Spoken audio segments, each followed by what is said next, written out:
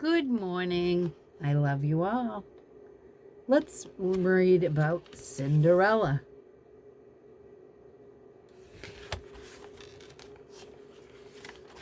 Once upon a time, there was a gentleman who took for his second wife the proudest and haughtiest woman that was ever seen.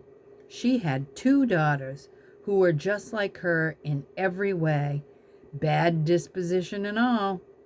The husband had a young daughter of his own, but she was sweet and good.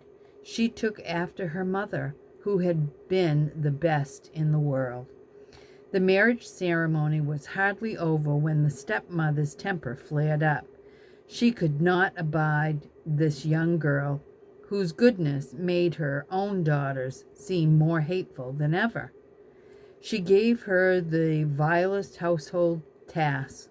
It was Cinderella who scoured the pots and scrubbed the stairs, Cinderella who polished the bedchamber of Madame and also those of her daughters. Isn't she pretty? Cinderella slept on a wretched straw pallet in a miserable garret away up in the top of the house.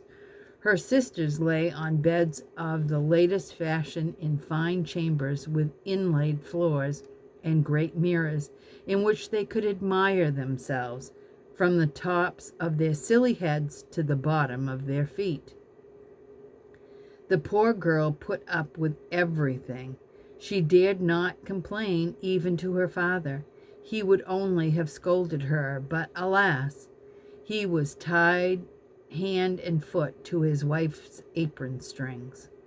When her work was done, Cinderella would creep to the chimney corner and sit there in the ashes, earning her for herself the nickname Cinder Seat. But her young stepsister, who was not quite so rude as the elder, gave her the name Cinderella, and Cinderella she was. In spite of her rags, however, Cinderella was 100 times more beautiful than her sisters for all their fine clothes.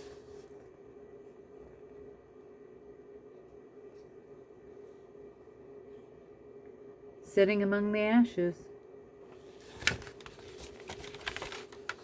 Now it happened that the king's son was to give a ball. He invited everyone who was anyone, including our two young misses, for they cut quite a figure in the land. They were delighted with themselves, busy as you please, choosing their costumes and headdresses to go with them. More work for Cinderella, for it was she who starched their linen and puffed their ruffles. Chitter-chatter of nothing from morning till night, but what they would wear and how they would look. I, announced the elder, shall wear my cherry velvet with the English trim. Look at her, she's working so hard. And there they are, all dressed up. As for me, said the younger, I have nothing but my usual petticoat, but to make up for that, I shall wear my cloak of flowered gold and my diamond circlet, which is not to be sneezed at either. They sent for the best hairdresser to pile their curls into 2 horns. None but the best beauty patches would do. They called in Cinderella to ask her advice, for she had very good taste in these matters. Cinderella gave them the best advice in the world and even offered to dress their hair, which of course was what they really wanted in the first place. While she was working over them, they would say to her, Cinderella, now wouldn't you just like to go to the ball? Oh, you are making fun of me. A ball is not for me, for such as I. You are right, Cinder Seat, at a ball. How people would laugh, and they laughed themselves at the very thought. Someone else would have made nests of their hair, but not Cinderella. She was good. She dressed them perfectly. The two sisters were in such a twitter of excitement that for 2 days they hardly took time to eat. They strained and snapped a dozen corset strings, pulling them too tight in order to shrink their waist. All day long they paraded in front of the looking glass. Wow, she's really working hard.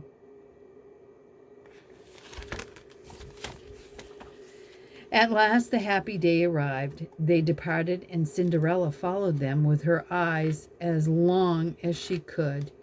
When she could no longer make them out, she began to cry. It was all in tears that her godmother found her. "Why, what is the matter, my child?" I wish Cinderella was so choked with tears that she could not get her words out. Now Cinderella's godmother was really a fairy. She said to her, "You wish you could go to the ball? Is that not so?" "Oh, yes," sighed Cinderella. "Well, just be a good girl," said her godmother. "I'll see that you go."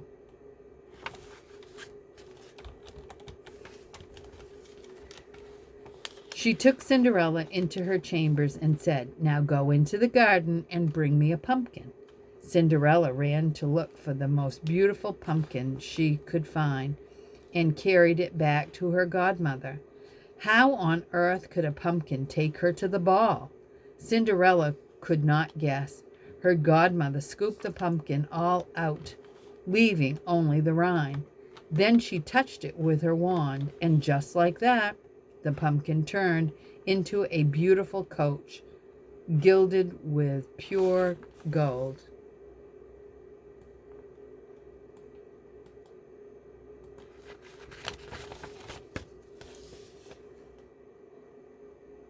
There's the godmother.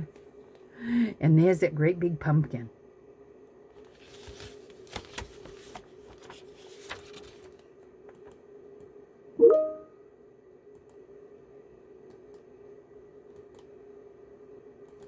The fairy godmother then went to look for the mouse trap.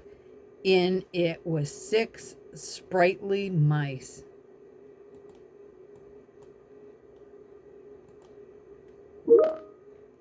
She told Cinderella to lift the door of the trap, and as each mouse scampered out, she trapped him with her wand.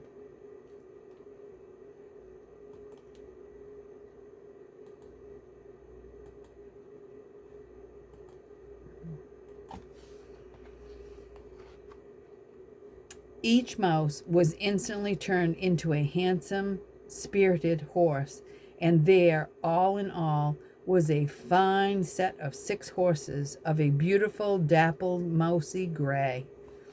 "Now for a coachman." "I'll go and see," said Cinderella. "If there is a rat in the rat trap, we can make a coachman out of him."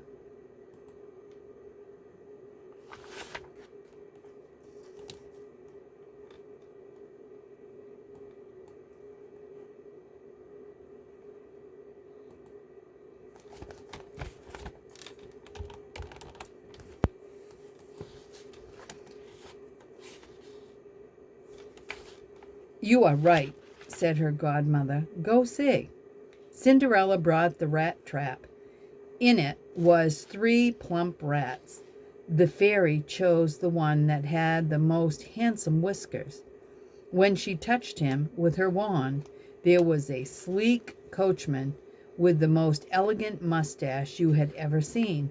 Then the fairy godmother said to Cinderella, "Go now into the garden. Behind the watering pot you will find 6 lizards. Bring them to me." Cinderella had hardly fetched the lizards when her godmother turned them into 6 footmen, who hopped up behind the carriage in the fancy livery and lace and held on as if they had never done anything else in their life. She's turning them into horses.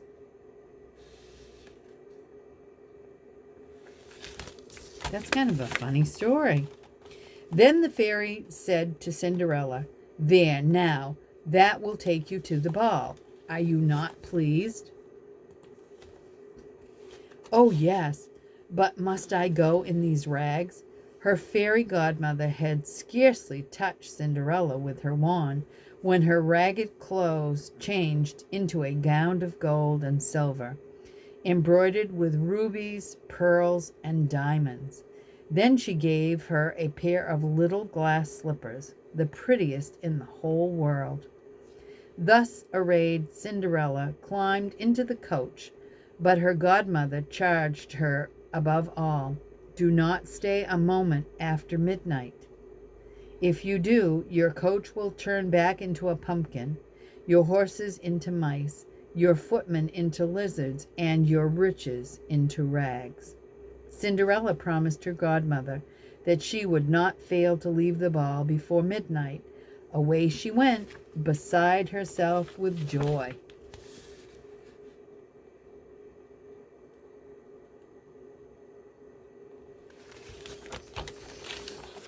Now, when the king's son learned that a grand princess who no one knew at all had just arrived at the palace, he ran out to receive her.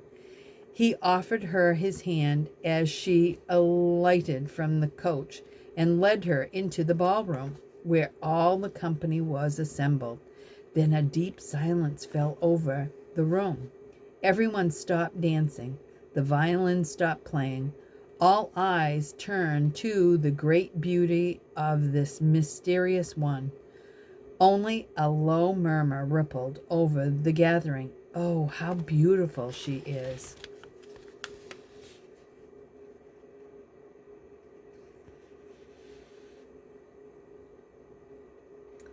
Look at all the people.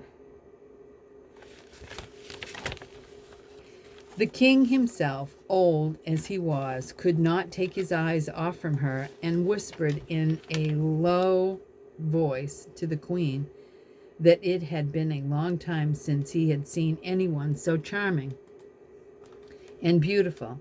The ladies were busy studying her headdress and her gown in order to have some made just like them the next time.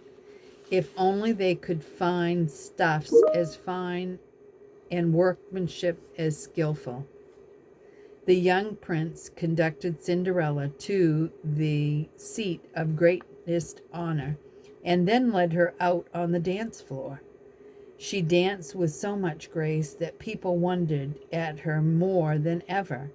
A most splendid feast was served, but the prince did not taste a mouthful, so intent was he in gazing at Cinderella. Cinderella went to sit near her stepsisters and paid them 1,000 courtesies. She shared with them some oranges and lemons which the young prince had given her. The sisters were completely astonished. They did not recognize her at all.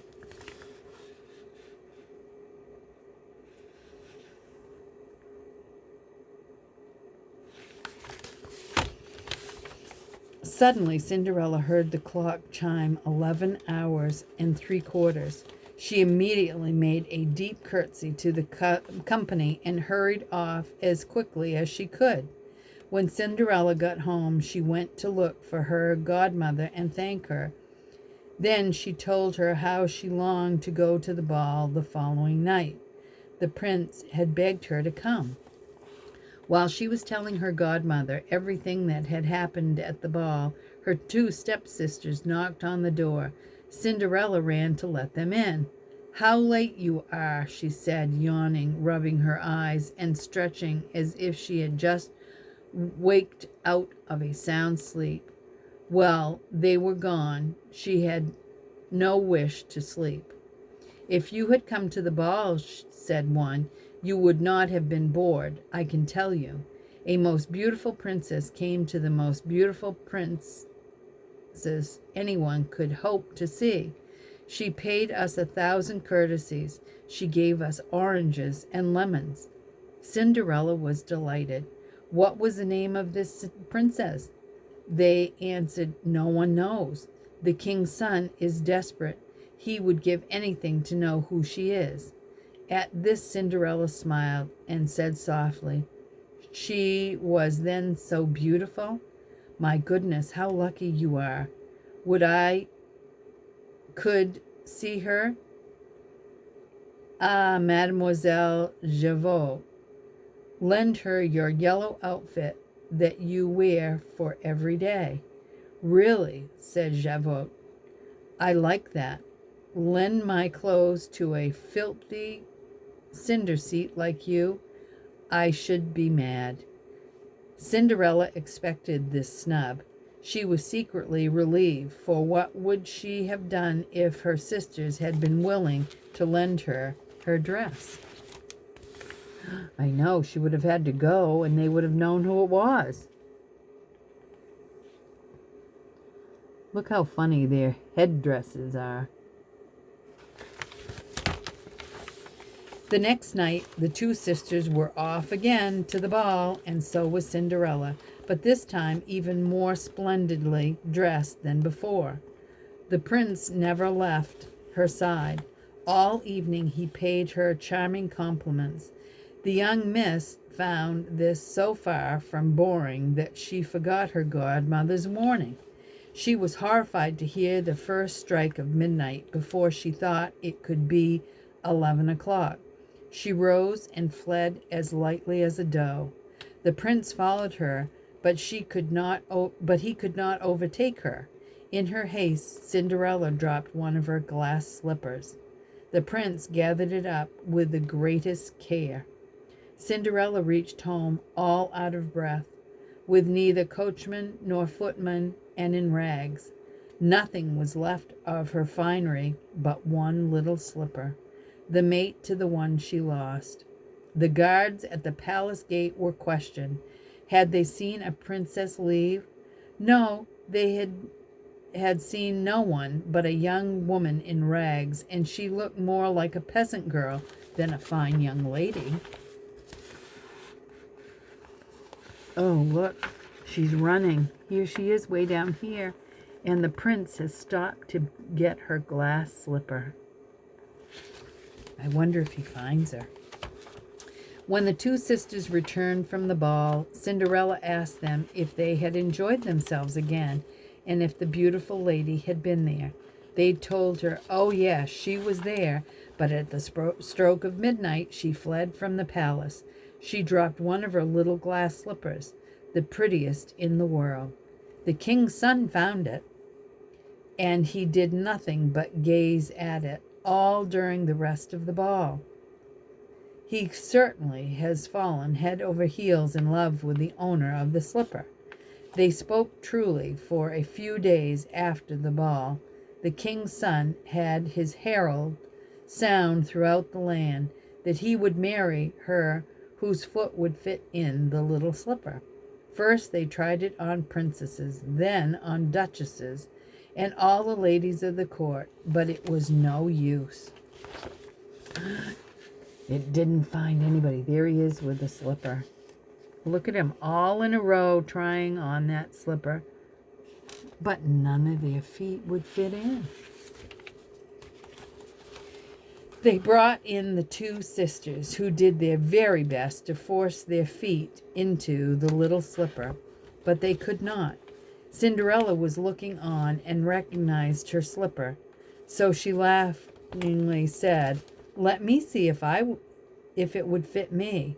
Her stepsisters burst into shrieks of laughter. Fit her?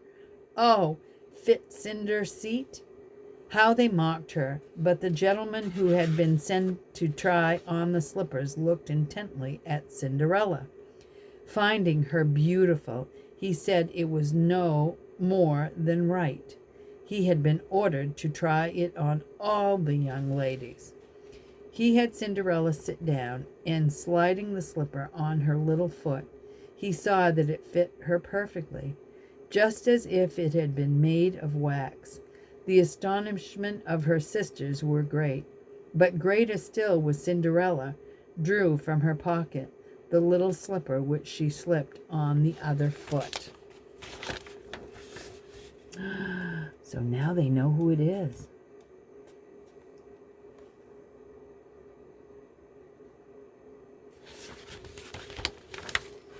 Then suddenly her godmother appeared. Touching Cinderella's rags with her wand, she changed them into a costume still more magnificent than any she had worn before. Now her stepsisters recognized her. Cinderella was the beautiful personage they had seen at the ball. They threw themselves at her feet, begging forgiveness for all their bad treatment for her. Cinderella asked them to rise, embraced them, and told them she forgave them with all her heart. She begged them to love her always. Ooh, look at her dress.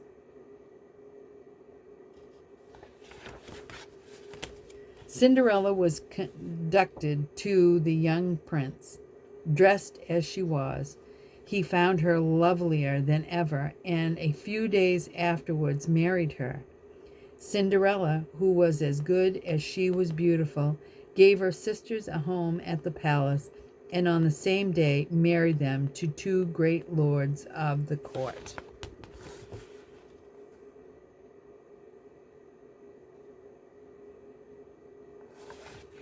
So it's important to always forgive those who are not as nice.